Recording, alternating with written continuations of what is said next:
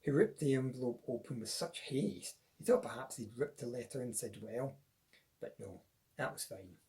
As he removed the contents, he could feel himself become slightly miffed. There was only one page, in fact only half of a page, with an almost unintelligible telephone number in the top right hand corner and a few sprawled lines that looked like a spilt mess. Box B203L. I think I can be of assistance. I'm a mature man, retired, VWE, and solvent. I own a Jagger in which I would take you a run once a week. I know a secluded spot.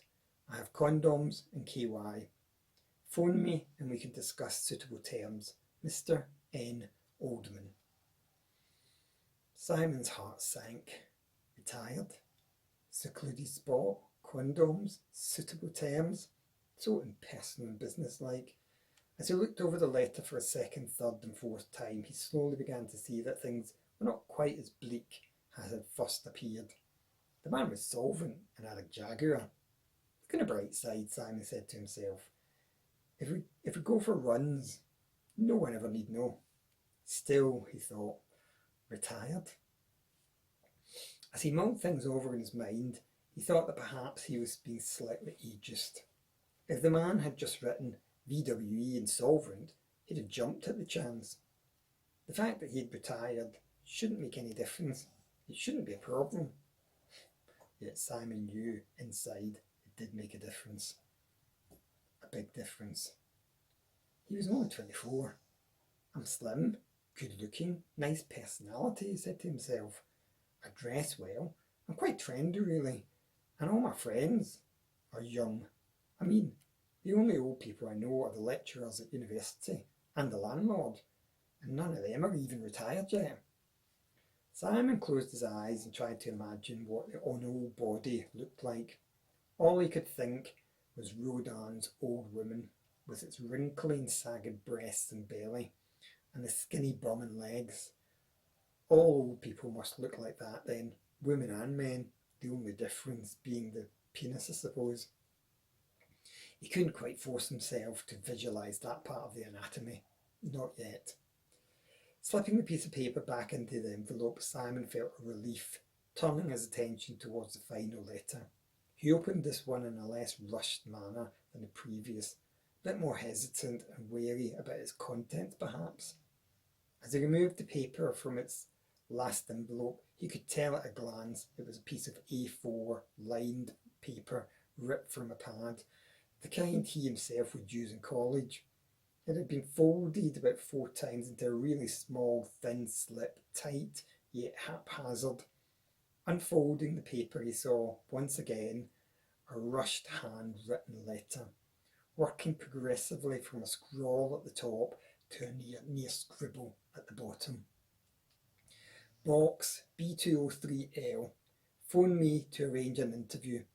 I'll suck you off. If you shoot your load, we'll all... Oh, sorry.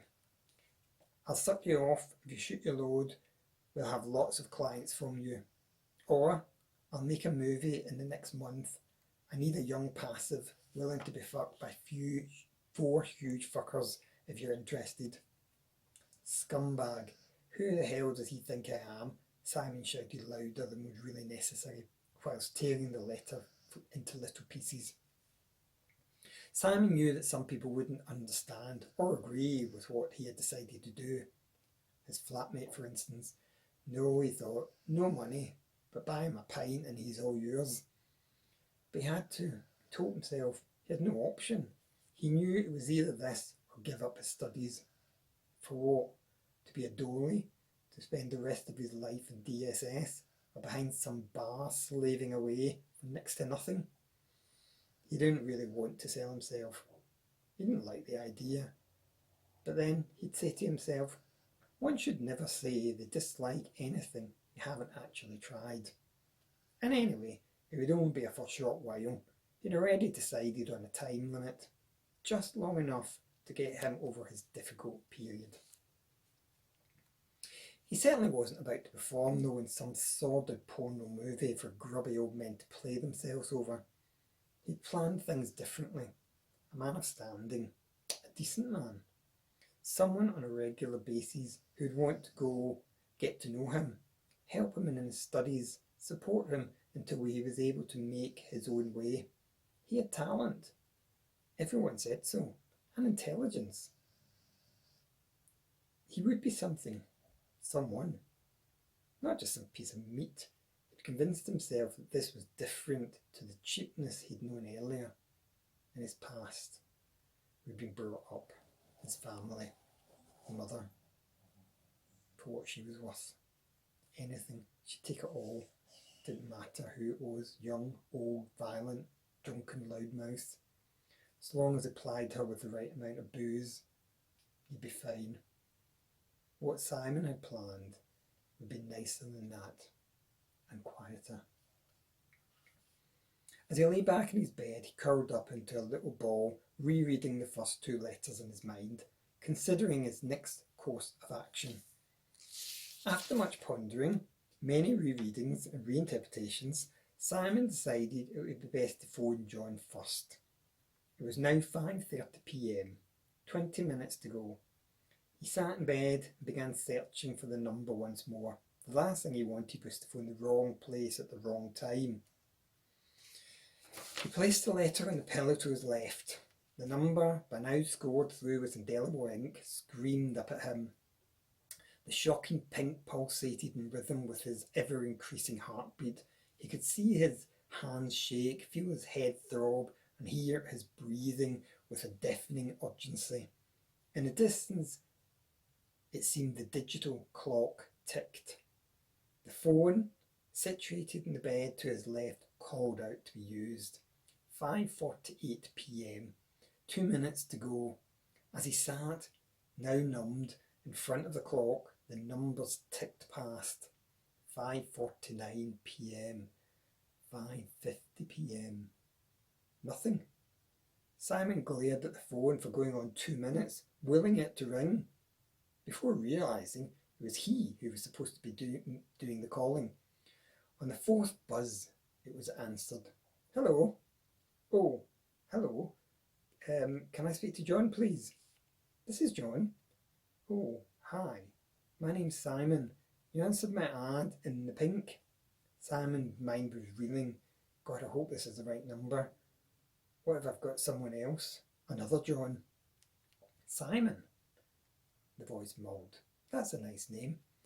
I'm glad I know it now. It doesn't seem right writing to people without knowing their names, don't you think?